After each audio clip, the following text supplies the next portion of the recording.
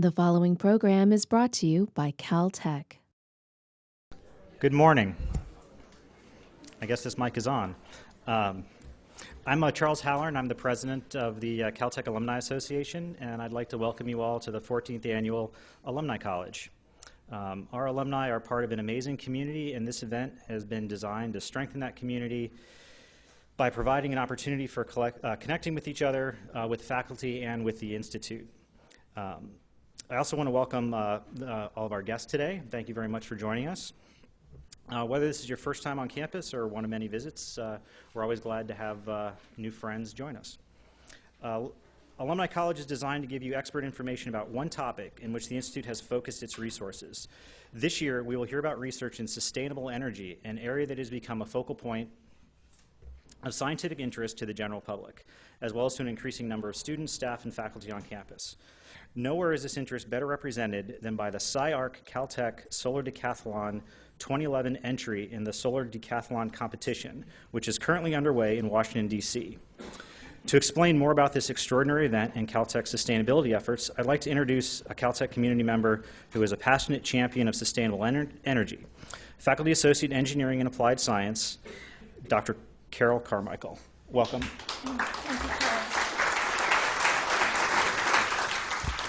Good morning, everybody. It shouldn't surprise you that when my husband, Jean-Luc Chameau, and I came to Caltech 1 month before we officially started our jobs here, we met with the faculty in energy sciences and discovered that Caltech, not surprisingly, has a world-class team, and you'll be hearing from many of them today. But it is also our belief that in addition to building education and research programs in sustainability and energy sciences, that we had to demonstrate our commitment to the topic to those people we're asking to invest in us by how we manage the built environment of our campus. And up here you'll see a schematic of our campus, and I'd like to just give you a quick tour of what's gone on in the last 5 years. The first thing that we did was we recruited what I think is a world-class sustainability team for the campus. I believe Caltech now has the best in the country, starting at the very top with our trustees in the Buildings and Grounds Committees, down through our Senior VP for Finance and Business, Dean Curry. We recruited Jim Colwell, who's head of facilities, and then we added 2 or 3 now new positions. One is a sustainability manager named John Onderdonk, Matt Burbet, who's our energy manager, and I believe Matt has at least 1 or 2 people working with him. We had 2 strategies. We wanted to reduce the carbon intensity of the energy that we used for electricity on campus. And the second strategy is, of course, to improve the effectiveness of the electricity we use through conservation and good building design. With respect to the former, we are a part of the grid here in the city of Pasadena. We buy power from the city of Pasadena, but we actually generate 70% of our power over here by the athletic fields. We have a state-of-the-art cogeneration plant, natural gas. We generate around 70% of our electricity. The city of Pasadena, we buy 25 to 30%. It's going down, and I'll explain that in a moment. We buy only 25 to 30% of our power from them. Nonetheless, we are still the largest electricity customer in the city of Pasadena. Pasadena's power portfolio is very heavy in carbon. Southern California gets most of its power from the Intermountain Power Plant in Utah, transmitted all the way down through the state. And that's very carbon intensive. Coal has about twice the carbon intensity per unit electricity than natural gas. And so one of our strategies has been to chip away at the amount of power that we're buying from the city of Pasadena, and we've done that by installing some distributed energy sources. If you've been over to the Holliston parking deck or the parking decks on Wilson, you'll see about 1.5 megawatts of installed solar, which we do through a third-party power purchase agreement, which means that we don't have a risk in terms of the investment in capital. We just have a long-term agreement to purchase power from the company that built this. That generates about 2,000, I think, kilowatt hours a year, and it's about 2% of our overall energy load. Probably for me, one of the more exciting developments has been behind the Holliston parking lot, which is really behind our house at the President's residence, and then over behind Cahill, forgive me, I'm pointing and looking. It's over by the athletic fields. We've added 20 Bloom boxes, which are Bloom Energy fuel cells. These run on natural gas as well. That's 2 megawatts total, and that generates about 15% of our power that we use on campus in a year. The difference, of course, between the solar and the Bloom boxes is that the Bloom boxes provide base load. It's not intermittent power. It's very good. We're so far very happy with that. That, again, is done through a power purchase agreement. We didn't buy the capital. We have what's called the Bloom Electron Service. We buy it over 15 years. Our avoided cost, if you're familiar with this term, in terms of the power we buy from the city of Pasadena is very high because we only really add city of Pasadena power during peak periods. And as a result, we buy at peak rates, which can be as high as 18 cents a kilowatt hour. Our power purchase agreements for the solar, for the Bloom boxes here and here, pencil out very well, coming down as low as 10 cents a kilowatt hour up to as high, I think, as 15 cents a kilowatt hour. Frankly, if we had more place and more time to put these things in, we would do even more because from an economic point of view, any electron we replace from the city, we save money with these power purchase agreements. The second strategy I mentioned earlier is through reducing our overall plug load. We're a very plug-intensive research university. We have a lot of laboratories, a lot of ventilation systems, and of course high performance computing. We have an excellent team on energy conservation. We call it retro commissioning, where every so many years the building, no matter how old or new on campus, gets an energy audit and an investment is made in upgrading the energy technologies, the electricity, the electrical units, and looking at plug load from laboratory equipment. We have a team, as I said, that is doing this, but we've also got now, it's won 2 national awards, a revolving loan fund program to invest in energy efficiency. This is an internal program that is funded essentially through savings in energy conservation. So as we've put in a retrofit in a building, the energy savings from that is plowed back into a revolving loan fund so that future projects will be able to be funded as they are proposed. Right now, I believe we have about $8 to $10 million in play, as we say. Our electricity savings in the projects that we've done in the last 3 years are over $1 million a year. I want to put that in perspective. We spend a lot of time doing capital campaigns and raising money for the endowment. Our electricity and our utilities are paid off of income from the endowment. $1 million in savings is like a gift of $20 million to the endowment. That means that's money that we can use for things that we really want to do, which is teach and do research. And so it's very exciting. The last thing I want to point out, there are 4 buildings on the map here. The newest building is the Schlinger and Annenberg Information Science and Technology. Schlinger is our chemistry and chemical engineering building. But the one that you're going to take a tour of is the Lind Robinson building, which is one of the older buildings on campus. Of course, you can do smart design, LEED, green building design. These buildings are the new buildings. These 3 are all LEED Gold certified. But what to me is most exciting, and this is the case for most of the rest of the country, is we really are challenged by our existing building stock. How do we retrofit beautiful historic buildings in a sensitive way that maintains their original character, but at the same time makes them state-of-the-art? With a gift from Foster Standbeck and his wife and family of $3 million, we were able to do some very innovative things with Lind Robinson, which I won't explain because you're going to do a tour. But that building is a first-in-the-country laboratory building to be LEED Platinum. It's a very, very exciting building. I hope you enjoy it. My office is there. I love it. And so in addition to the campus, in the introduction, Charles mentioned, we really wanted students engaged because the future really is Caltech students carrying this information and this technology out into their lives, into the communities they live in, into their jobs, and so forth. And he mentioned that we have a solar decathlon team. And I have to tell you, I was involved with the solar decathlon.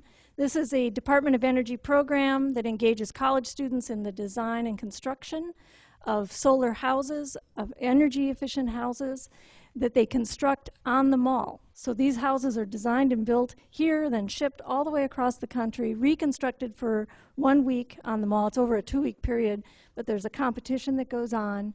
And they essentially are evaluated in 10 different events. That's why it's a decathlon. We have our first set of decathletes. I have to say, when the students approached me about this, I was very nervous because the other universities I've been involved in, they're much larger, much bigger teams. But if there's anything I learned at Caltech, size doesn't matter. It's the quality of the people you put at it. And so I just want to share with you, a video that will explain the Caltech SciArc team.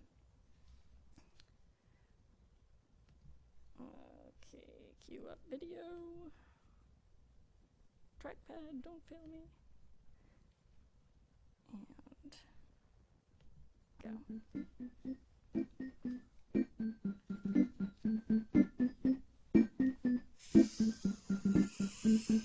Ever wonder why, when you ask a kid to draw a house, they all draw the same thing?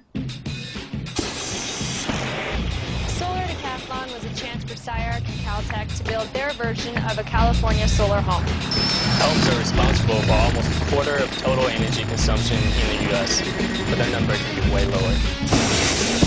Our house, named CHIP, stands for Compact Hyper-Insulated Prototype. We're excited to show it to you.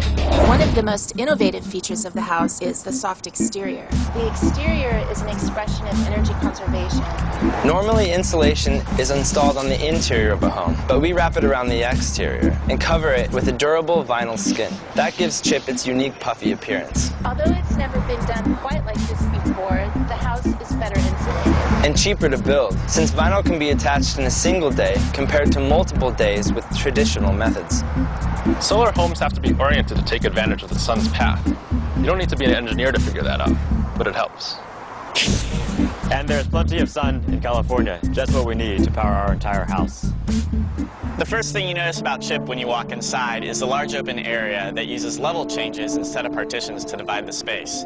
2 large windows on either end let in tons of natural light. When both of these are open, cooler air enters the house through the lower windows, and hot air escapes the house through the upper windows. When the windows are closed, fresh air is provided by an intelligent ventilation system. A 120-gallon water tank stores waste heat from the air conditioner. We use it to preheat hot water and save electricity in both systems. Simple and innovative rainwater and gray water systems improve water conservation. Through a custom iPad app, you can track home energy use and also use it to control lights and appliances.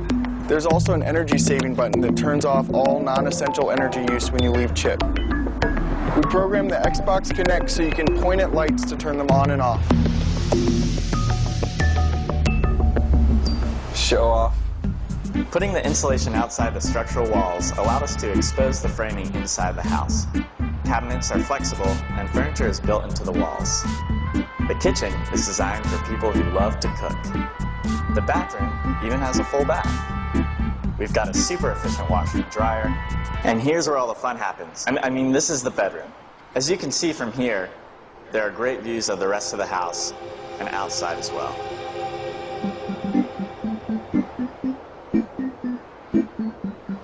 Maybe in the future, when kids think of drawing a house, they'll think of CHIP. Let's start that conversation today.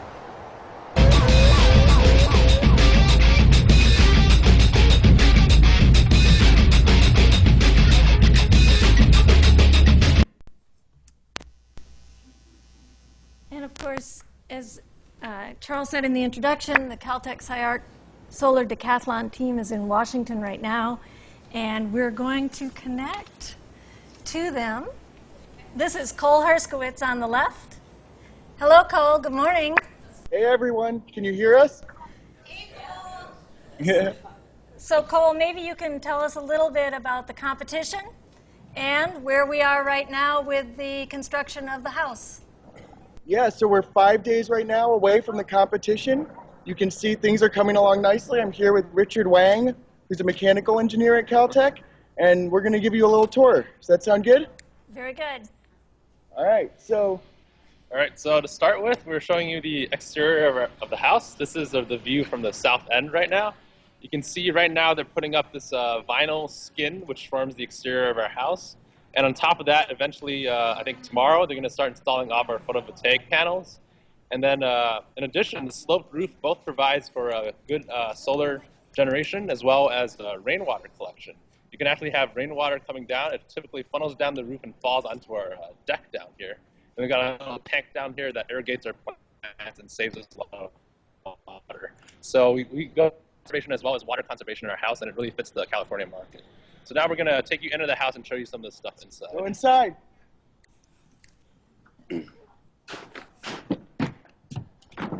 Squeeze in here. All right, so you should be able to see the inside of the house now. Does that look good? Yes. Yeah? Yes. All right, so this over here is the office in this corner. Some people working on putting up some paneling. You can see everything, still have a lot of work to do, but we still have 5 days. If you look up into the north of the house, you can see that the house is actually leveled off based on, divided up based on levels instead of walls. And the most private area is up top in the bedroom here, and then it gets subsequently, or sequentially less private down here in the living room. This wall over here is all programmable. The whole thing fills up with cabinets and furniture and things like that, and you can pop them right off the wall and put them back in. And then over here is the office where a lot of the work that I've done goes, which is the home control system. We have an iPad application that you can use to control everything in the house, and it's a smart home, so it'll automatically save energy for you. You want to show them in the mechanical room, Richard? Yeah. So this is our little mechanical room up there. That's Andrew, our electrical guy up there. That's where we have all of our HVAC and water systems. We have a really innovative system where we take heat from our air conditioner through the refrigerant and preheat this really big water tank. And then when you need to use hot water, it actually heats up your hot water for you for free. So we save a lot of energy on both the air conditioning side as well as generating hot water. So, and then really quickly show you guys in the bathroom, which is entirely stainless. Richard? Yeah, I got it. And we've got a lot of very interesting, faucet and faucet combination and a recessed bathtub under the floor of the bathroom, and a lot of very water-efficient fixtures, as well as similarly in the kitchen, a lot of efficient appliances and fixtures. So now we'll take you outside and show you one of the most innovative features of the house, which is actually going on today, hopefully. So if you can see it right now, the exterior of the house isn't actually a wall, but it's actually insulation. And we stick it on the outside of the wall, and then we drape vinyl over it, which you can see on the roof and you could see before. But yeah, that's pretty much what's going on here. We're really busy, and there's a lot of other nice houses around as well. But yeah. Well, we're very proud of you guys, and I look forward to seeing you next week, and good luck in the competition. Thank you, Carol.